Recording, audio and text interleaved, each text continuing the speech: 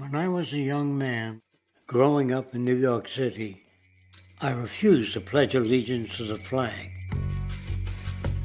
Of course, I was sent to the principal's office, and he asked me, "Why don't you want to pledge allegiance?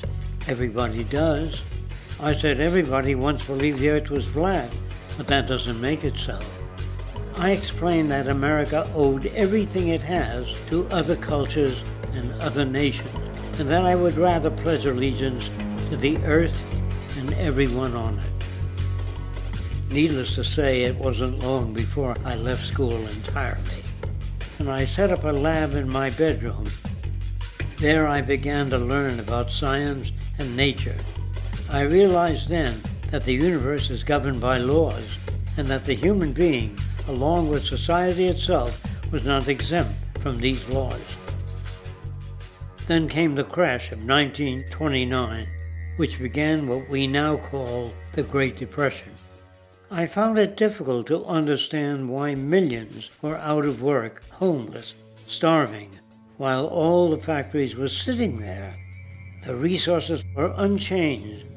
It was then that I realized that the rules of the economic game were inherently invalid.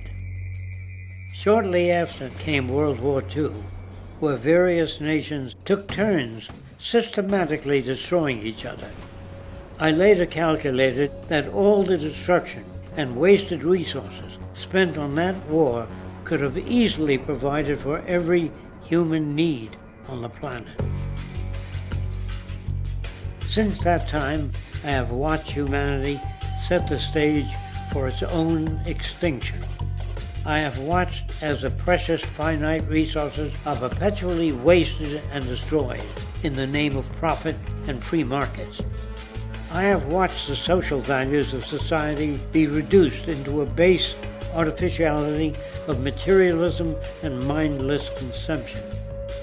And I have watched as the monetary powers control the political structure of supposedly free societies.